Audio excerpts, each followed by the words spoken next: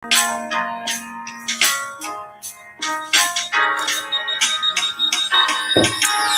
and blessings, family. You're tuned in, actually, I should say, to the Sajdah Saturday morning coffee talks. I'm over here chilling, listening to my little jazz music this morning. Look, we're going to be continuing our Women of the Bible series today. And today we're going to be talking about the wives of Moses. So tune on in. I hope you all are active in the chat. Get your coffee, get your tea, and we'll see you on the other side of prayer and these commercials. O Allah, guide me among those whom Thou hast guided aright, and preserve me among those whom Thou hast preserved, and befriend me among those whom Thou hast befriended. Bless me in whatsoever Thou dost grant me, and deliver me from the evil of what Thou hast judged. Surely Thou judgest, and none can judge against Thee. And he whom Thou befriendest is not disgraced. Blessed art Thou, O Lord, and exalted be Thee above what they set up besides Thee. I bear witness, nothing deserves to be served besides Thee. And I bear witness that Muhammad is Thy servant and apostle. Amen.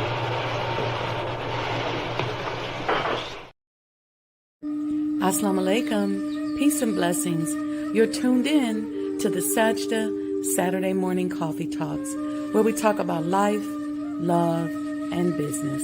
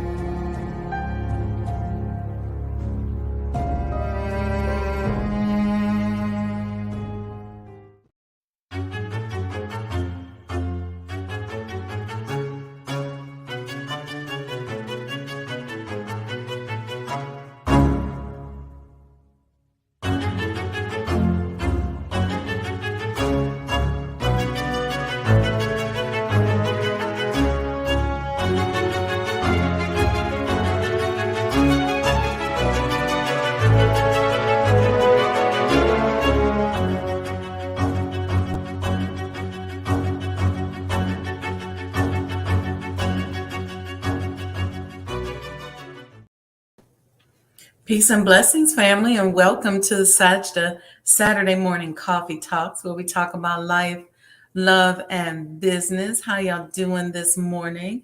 I don't know what y'all sipping on. I have something from K's. You can see that up close. That's our product endorsement this morning. Rooibos Masala Chai. Beautiful, beautiful chai that she makes with rooibos, because I make my chai with rooibos and just a splash of black tea. Most people make their chai with all black tea, but mine is pretty much decaf. And if I want a little kick, I'll put like 1 teaspoon of the black tea in with the rest of my herbs. So that's what we're doing this morning. This is the Sajdah Saturday morning coffee talk. So wanted to endorse our sister's products and tell you all to go out there. She's a friend of the show. You can go to Kay's Coffee and get these wonderful teas and coffees. She actually does have a really good tea and coffee program. And if you can see, if you're really interested, she's got a QR code, but you can use the website there, Kay's Coffee, CAIYS Coffee. All right, family. So today we're continuing our series on the women of the Bible. And I want today to be Make Someone Feel Good Saturday.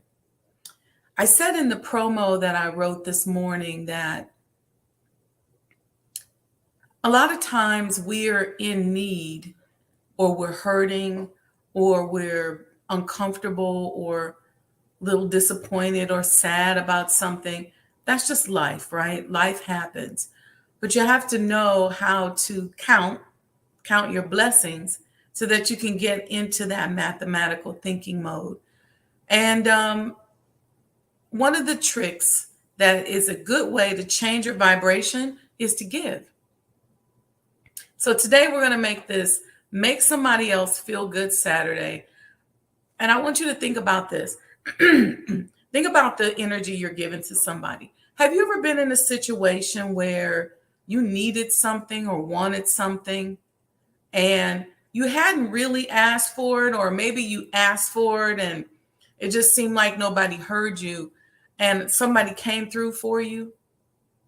Something simple as you saying, man, I'm kind of sitting here and I want to talk to somebody, and somebody called you, and it was a good conversation. You know that feeling? Or let's say you were busy at work and you're like, man, I ain't had time to go and even grab my coffee today. And somebody that you trust and love brings you a coffee. Just that feeling. When somebody just gives you a random gift, or somebody says to you, hey, what's your Cash App? And just gives you a couple dollars. It's just the act of giving and making somebody feel good and doing something for you that you need. If you know somebody, let's say you know somebody is struggling with their bills, and you think about it like, you know what? I can probably get their gas. Let me pay for their gas. Let me pay for that trip they want to go on. Let me put something towards their gas bill. But let's make today, make somebody feel good. Buy them some food, do something for them. Maybe they just needed a hug. Will you be the one to give them that hug? So that's what we're going to do today, in honor of Zipporah. Okay. You all know we're doing this series on the women of the Bible. And this is where we talk about life, love, and business. And this is a continuation of the series on connecting women of the Bible to consciousness and entrepreneurship. So many times women are written completely out of history, and seldom are we lifted up and celebrated for the work that we do. We've contributed to the building of nations, kingdoms, businesses, and more. And oftentimes when you see old school pictures, people can identify the men in the pictures, but the women kind of fade into the background, into obscurity, and very few people know their names. So as we connect these women of the Bible to our journey as conscious entrepreneurs, I want us to think about remembering those whose history is being erased or liquidated, or somebody whose history is being altered to support a narrative of somebody else.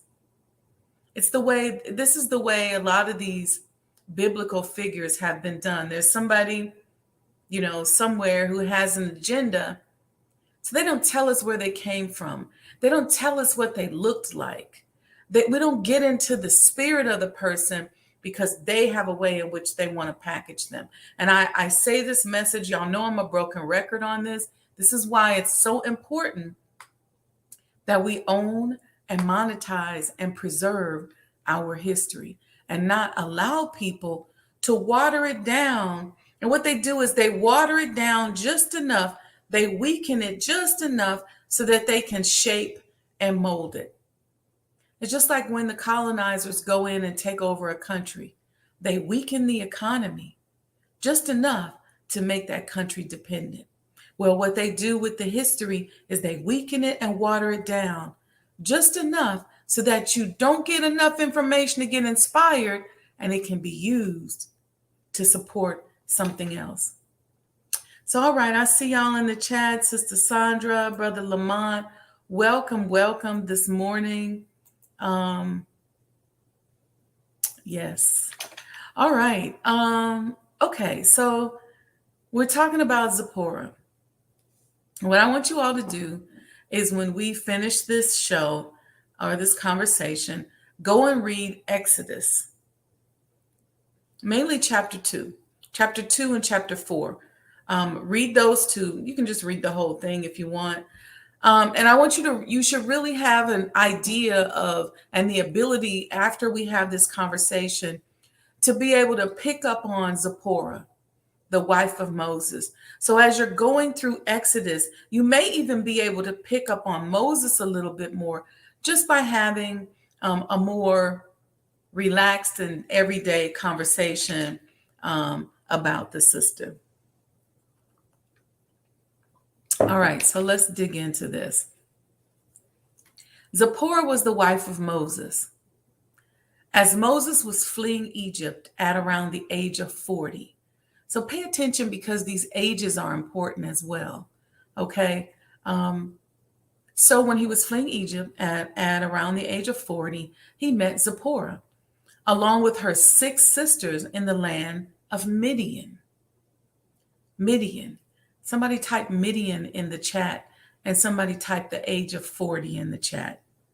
The women were trying to water their father's flocks, but a group of shepherds drove them away.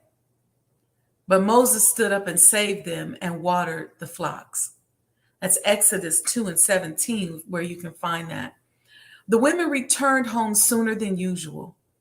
When their father Jethro asked them why they were home so early, the sisters told him about Moses.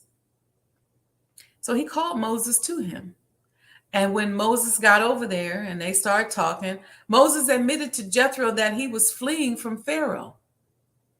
And Jethro, who was an advisor to Pharaoh at the time, threw him into a pit and left him there to die of starvation. I see some accounts where they describe the situation as Moses had a warrant for his arrest.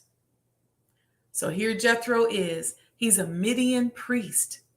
And his daughters have met up with this man who had a warrant for his arrest. Now, they did a good deed for them, but he still had a warrant. And he admitted it to Jethro.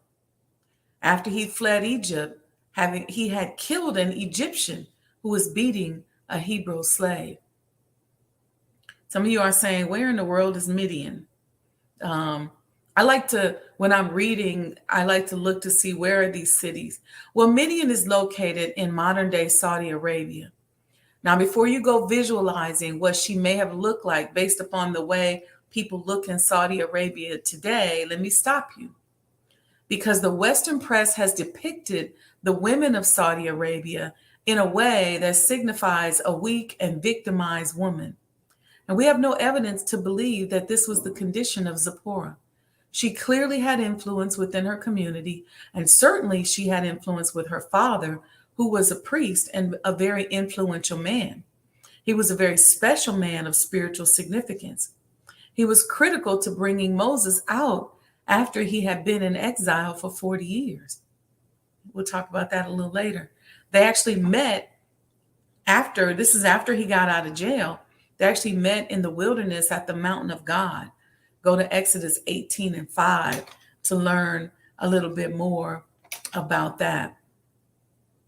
So Zipporah,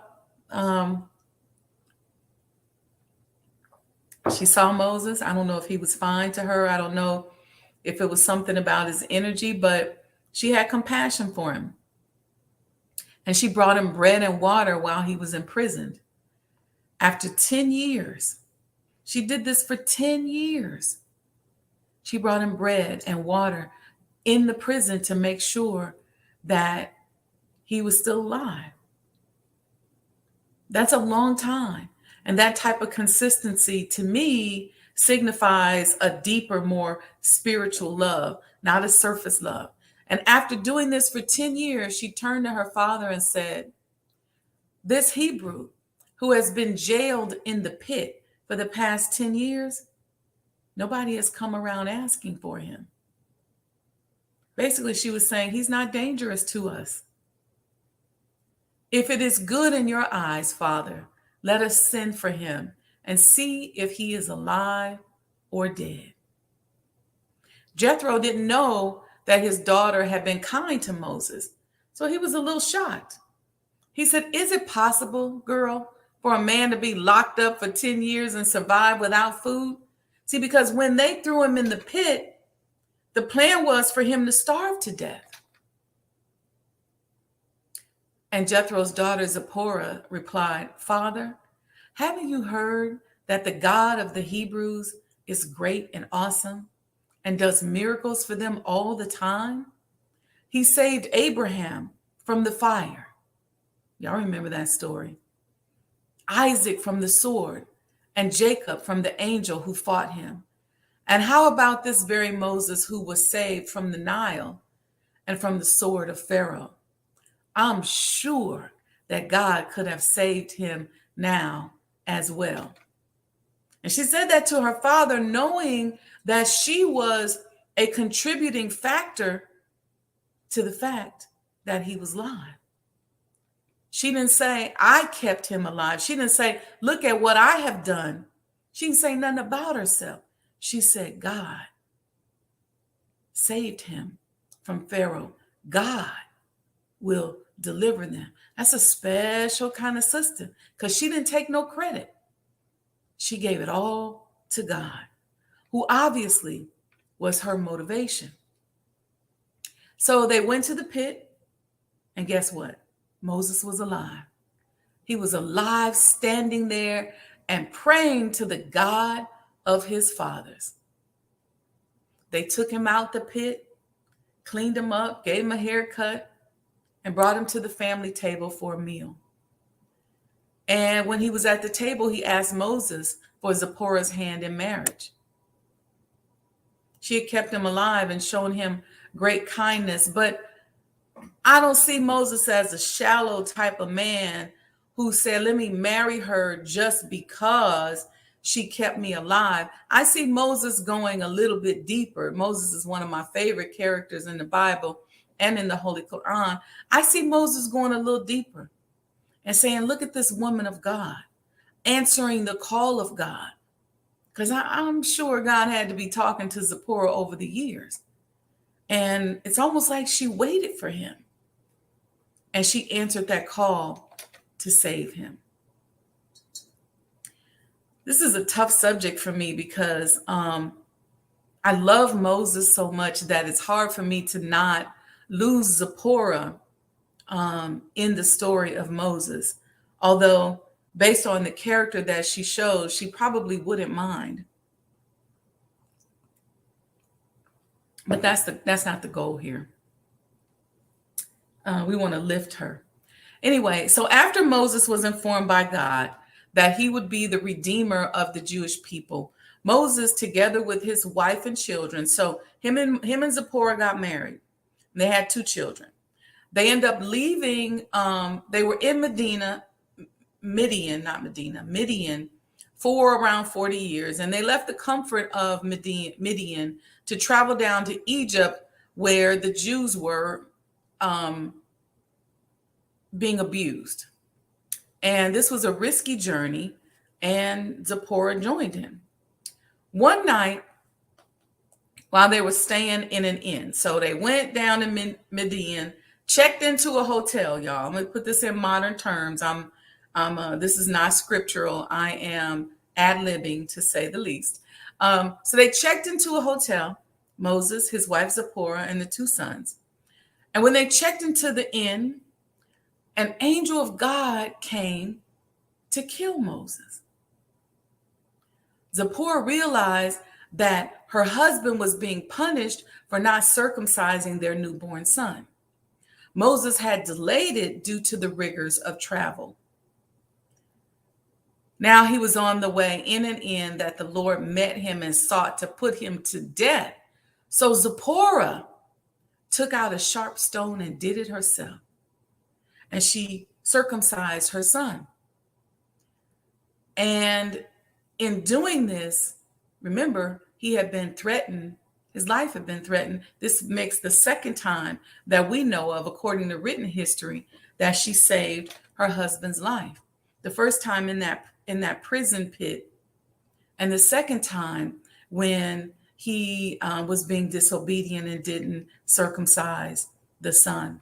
Let me know in the chat if y'all all right. So anyway, needless to say, our sister Zipporah was a servant of God. This sister likely had soldiered with her husband. She fell in love with him when he was in a prison. And then she rode with him for 40 years on his journey. She married him after he had been in jail, locked up for 10 years. During that time, she had kept him alive, despite the intention of her father to starve him to death. So she had to go against the will of her father and submit to the will of Allah and save this man that was in this prison pit. Did God speak to Zipporah and tell her to love and support Moses while he was in jail? What made her do it? Why didn't she marry someone else and forget all about this 40-year-old dude that's down there in the pit? See, she had to have a divine calling as well. She was obedient to God. These are unusual circumstances, yet she continued to soldier on with him. And during those next 30 or 40 or so years, Zipporah and their two sons accompanied Moses on his return trip to Egypt when he was about 80 years old at this time. Okay? Auntie said she was a rider. That's right. So did Sandra. Both of y'all said he's a rider. Yeah, she was a rider. Now that's a ride or die. All right, now then check this out. So then by this time he's turned 80 and they go back to Egypt. And as they approached Egypt, Moses, Zipporah, and the two children, Moses was greeted by his older brother, Aaron, who reprimanded him for bringing his family along to Egypt. Aaron said, "We are paying by those already here, and you bring more people to this terrible situation?" That's Exodus 4:20. So Moses took his wife. Let me go back to that. This says to me that Zipporah was a soldier because they're going into a bad situation, into a war zone. They're going to set some people free. They're going to fight. It's not safe. So much so that Aaron's like, "Man, what you doing? You brought your family?" But like you said, Zipporah was a rider. So once Aaron reprimanded him, Moses took his wife and his sons and set them on an ass, and he returned to the land of Egypt. So basically, he went and put them on a donkey and sent them back to her father's house or to the city where her father lived. I find it interesting because we'll see later in the story that there were other women there, but Aaron probably said, no, you got to protect this one. You got to protect this rider and your children. You can't bring them into the war zone. So he made them send them back. So after he put them on the ass, he returned to the land of Egypt. And there he took the rod of God in his hand. So basically he sent them back home on a donkey, not a horse or a camel, but a loud A donkey. That tells you that sister was a rider. Okay. Some of y'all like, what? No. Okay. So a donkey and an ass are used interchangeably. And I think the Latin, I wrote this down, the Latin word for donkey is equus africanus asinus. That's the scientific name for donkey, although it's often referred to just an ass. So more common in the 20th century when they kept interpreting the Bible. Some of the newer versions will refer to it as a donkey. Now, Zipporah and their two sons, Gershom and Eliezer, they traveled back to her father's home in Midian. Guess what? She would not see her husband and the new nation for more than a year until after the Exodus and the splitting of the sea. That's according to some opinions that I read. So imagine you roll out with your husband. Y'all ride out. His brother comes and says, man, what you doing? They can't be here. You got to send them out. He put you on a donkey, you and the children on a donkey. I don't know if y'all was on the same donkey or it was 3 donkeys. And then you go back to your father's house and you wait an entire year to see your husband again. Well, we already know she had the patience because she had served him in that prison pit for 10 years. So likely a year was nothing for her. She knew how to spiritually fulfill herself. She clearly wasn't relying on Moses in that way. They clearly didn't have that kind of relationship. The next time we hear about Zipporah is when the book tells us that Jethro, who was her father, came to join the people of Israel. He came to them in the new land with Moses' daughter, grandsons, and sons. By this time, the sons then had sons and children of their own. The last time they saw their husband and father, he was an unknown private man. Now he was the leader of the people. That's powerful. All right, now, here's something else that Zipporah may have had to reconcile with. Okay, fasten your seatbelts. In the book of Numbers, we read this. Miriam and Aaron spoke against Moses regarding the Cushite woman he had married, for he had married a Cushite woman. Now, many say that this Cushite woman was his first wife. Some call her his second wife, but I've learned that her name was Tharbis. So here's Zipporah is. She's a rider. We don't know quite. I couldn't tell accurately when he married Tharbis. But let me tell you something about the Cushites. This is what makes all of this so powerful. The Cushites, as you all know, are from the land of Cush. You can read about them in Habakkuk 3 and 7. The word Cush itself means black. And historically, the people of Cush have been dark-skinned. And I encourage you to go look up the Cushite people. I'm going to show you a little video on the Cushite people or the Cushite Empire, which was an ancient kingdom in Nubia centered along the Nile Valley in what is now northern Sudan and southern Egypt. So let's take a look. I'm going to show a video. I want you all to check out a short video about the Cushite people, who are the people that Tharbis came from. And Tharbis was Moses's other wife. I can't say whether she was first or second. I can't call her second wife. We know how much of a rider Zipporah was, and we know how powerful she was spiritually. Check out Tharbis. Let me grab this. I'm going to take myself off. Or continue your journey along the Nile and experience a day in the life of an ancient Egyptian doctor with the Here we go. Along the Nile River, in what is now northern Sudan, lay the ancient civilization of Kush. Though they were once conquered by a powerful neighbor, The kings and queens of Kush would go on to successfully challenge two of the most dominant empires in history. From 1500 to 1100 BCE, Egypt controlled Kush, introducing many Egyptian cultural and religious practices. The civilization of Kush was more than 1,000 years old at that time.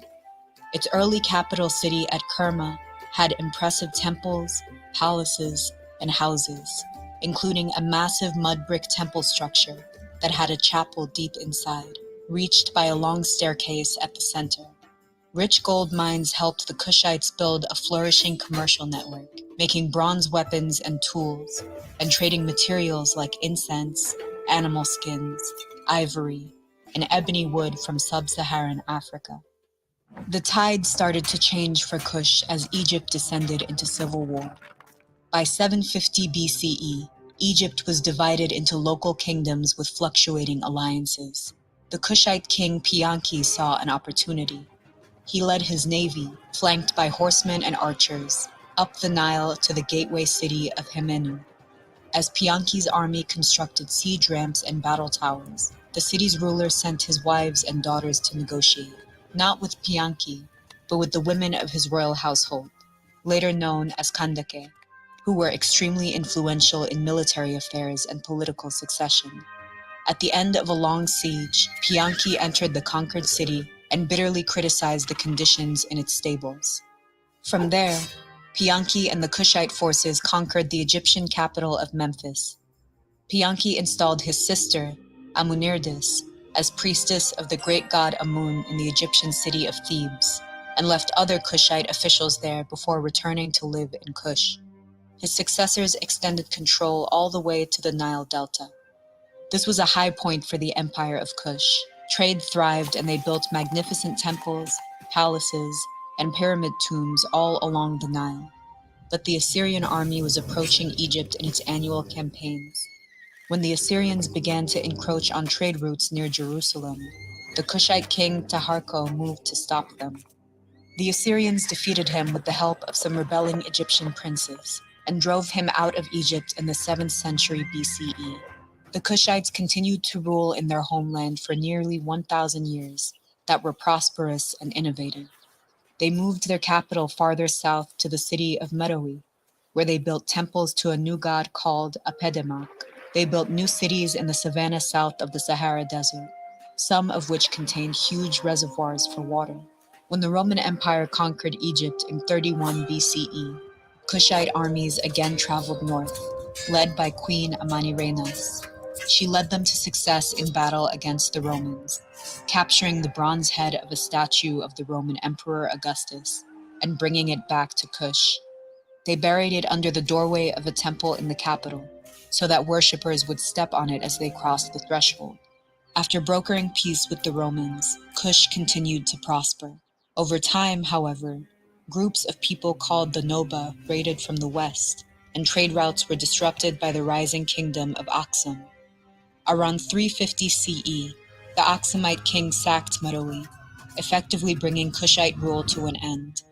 Since then, some have argued that Kush's history has been overlooked by generations of European and American scholars, who promoted the idea that Egypt was part of the origin of Western civilization, while Kush, as an African culture, was excluded.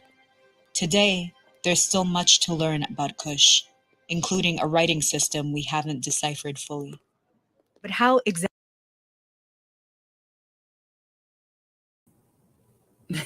There's so much I can say about this. First thing, y'all remember we talked about the Candaces or the Kandaki, the women. I don't know if you caught that in this video. You all have to go back and listen to this again. But the Candaces are brought up in connection to the Cushite people that Tharbus, who is Moses' other wife, is related to. And then it bears witness to how people change up the narrative and water down the history so that they can say, oh, they can own it, right? Once they water it down, then they can own it. And you heard her say at the end of the video how how the Cushite kingdom and the Cushite history was kind of pushed aside because of the narrative that Egypt helped to establish Western civilization. So very, very interesting and very powerful, right? I hope y'all doing all right. I see you, Auntie. I see you, Marvelous Marva, Sister Sandra, Sister Khadija, Brother Victor. Welcome, welcome, welcome. Brother Lamont. Thank you all. Welcome. I see y'all. Okay, let's keep going. Okay. Are y'all enjoying this? Let me know. Give me a little thumbs up or something if y'all enjoying this, because I feel these characters coming alive for me in a new kind of way, just by taking the time to think through them. And if you all are liking it and y'all want to continue this series on the women of the Bible, I'm happy to do so. Let me know in the chat. All right, so we're going to keep going. Now, remember in the book of Numbers, we read that Miriam and Aaron spoke against Moses regarding the Cushite woman he had married, because he married the Cushite woman. And they couldn't have been talking about Zipporah, because remember, Zipporah was a Midianite. And remember, that's in modern day Saudi Arabia. The Cush is modern day Sudan, roughly for both. So now hold on. Who is Miriam? Why is she all up in the business? And why she get to stick around and Zipporah had to get sent home? Well, Miriam was the daughter of Amram and Jochebed. She was the sister of Aaron and Moses. Y'all see that dynamic? You got this powerful sister Zipporah, loving and submitting to her husband, saving his life. You got her sister over there. I don't know whose side the sister was on. But yeah, she was their sister. You all remember Moses in his infancy, where there was an unnamed sister who saw him going down the Nile in the basket. That's in Exodus chapter 2. She was later identified as Miriam. All right, so that's who she is.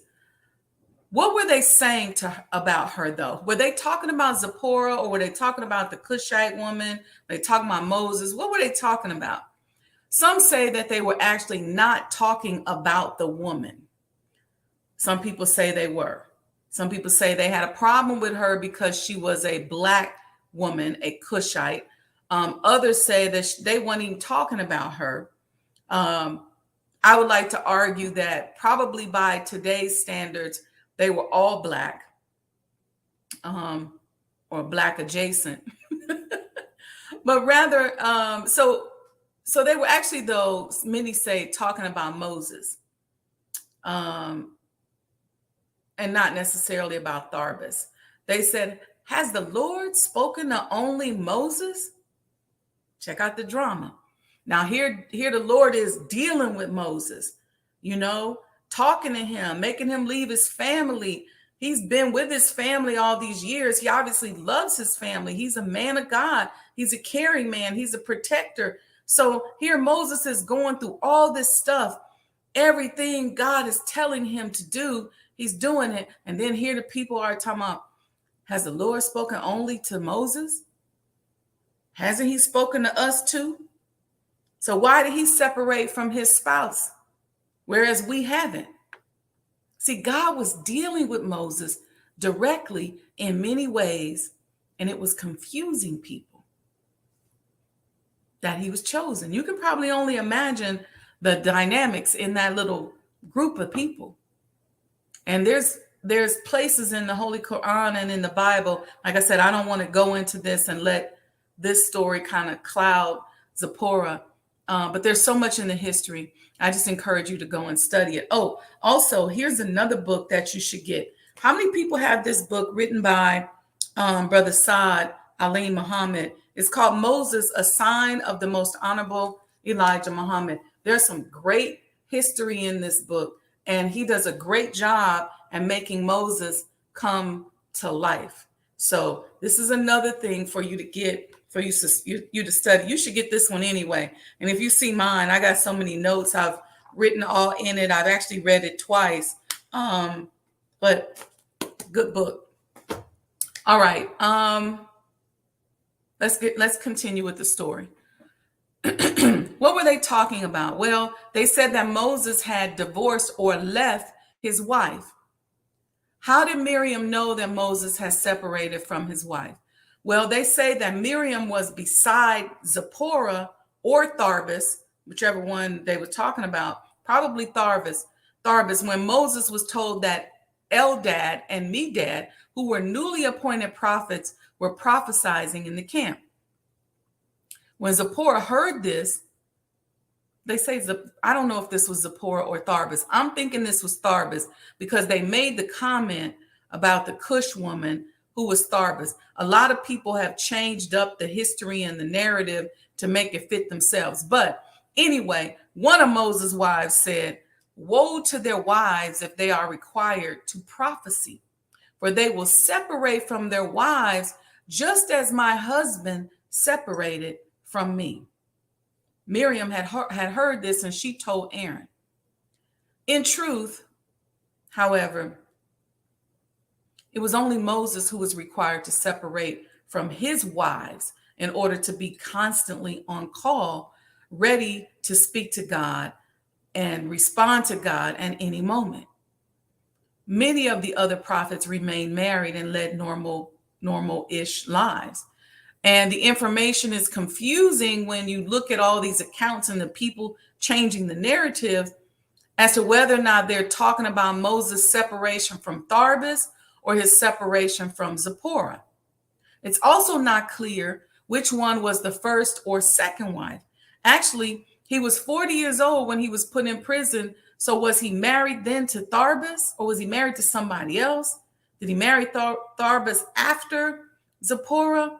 I think they make these things confusing on purpose because the confusion supports a specific narrative or version of their history.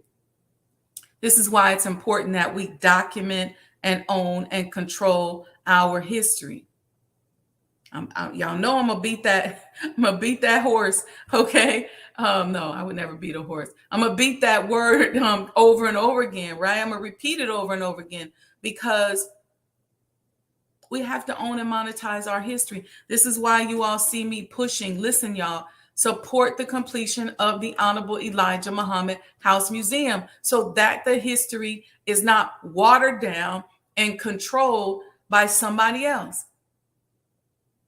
I drive past Malcolm X College all the time and I see the name up there, but it just seems like there's no personality attached to who Malcolm X is.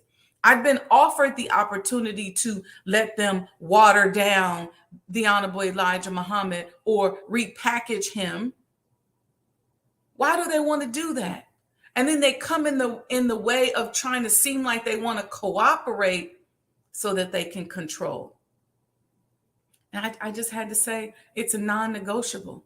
It pains me to not be done and to not have enough donations to complete it after I put up my own money. But I just said, but I'm going to go through that pain. I'm going to have faith in God's timing. Why? Because this right here, what we're talking about, all this unclear repackaging and the way in which these people are being presented, it's like you don't even know them anymore. Yet, and I'm not even saying anything bad about this person, but these businesses that JP Morgan and the Rockefellers and the Hiltons and the Goodyears and the Hershey's, businesses that they built in the early 1800s. People like JP Morgan, you still got Chase Bank as the number one banking institution. You still got Morgan Stanley that he and his ancestors founded. See, this is again part of the science of business. And we're going to cover that on this show. I'm working on something for that.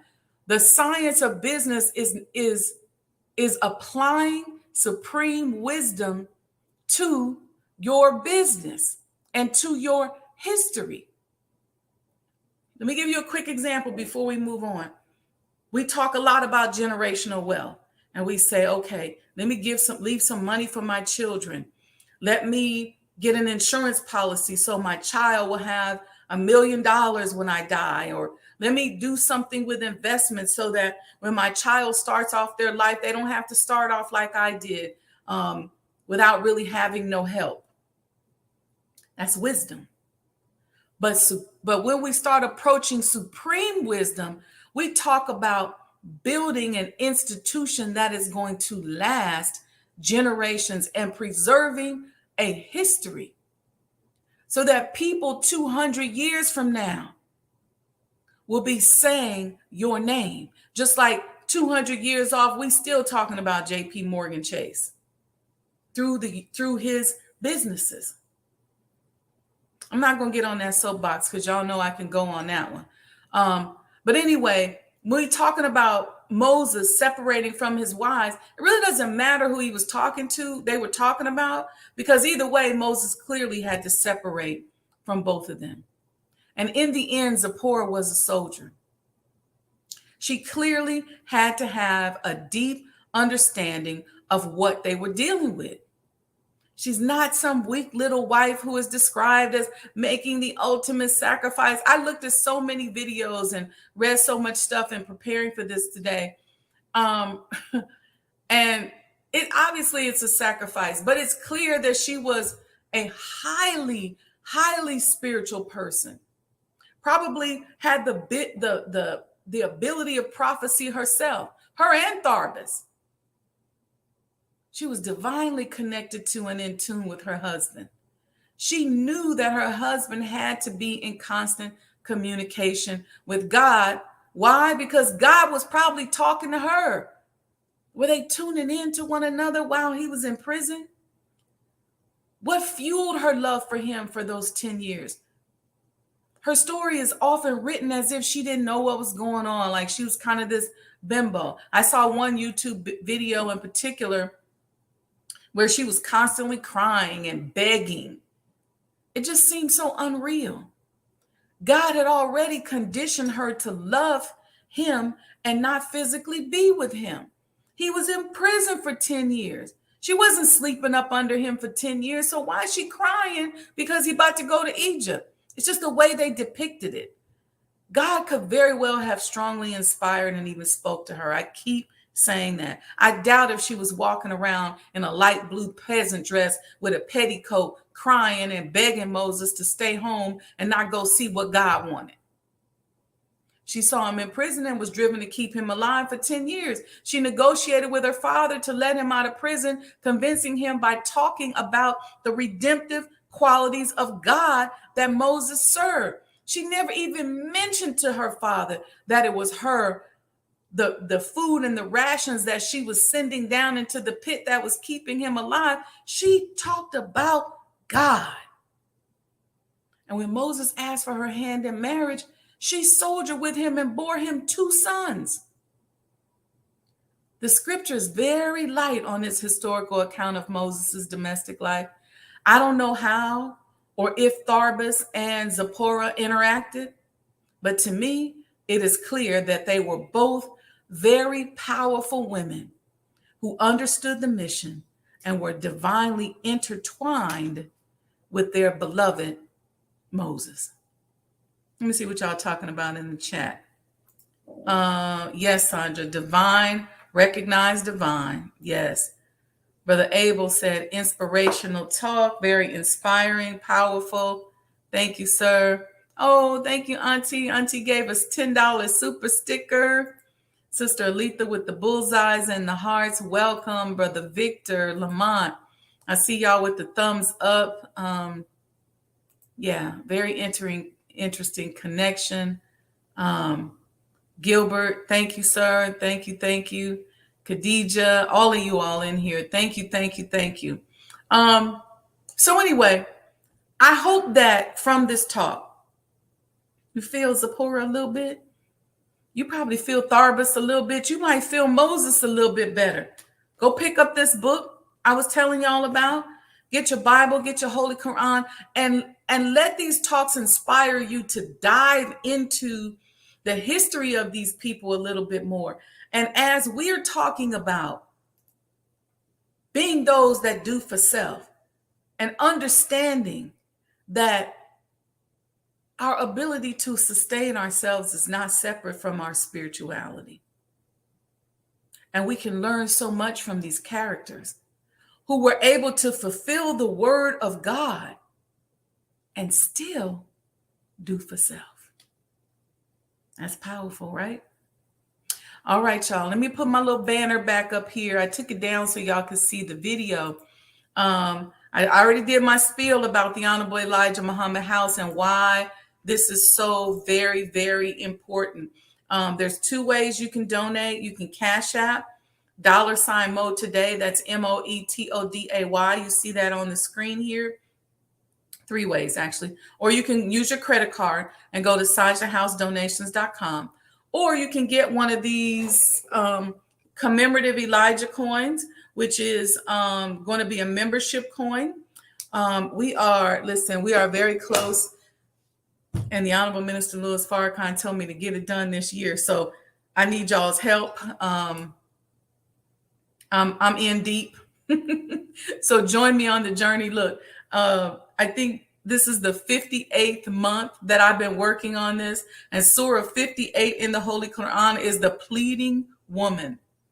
Now, the pleading woman is a bad surah. They all are. But that one right there, I'm going to let y'all read that on your own.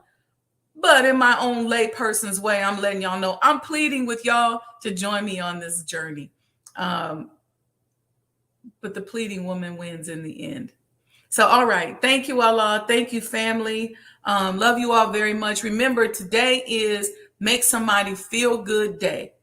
Drop them a couple dollars, buy them a dinner, do something for them, cut their grass, pick up some groceries, do something for somebody today, something tangible, and show somebody that you love them today. Make somebody feel good today. So thank you, Brother Lamont. Brother Lamont said he got my back. I thank y'all. I appreciate you all.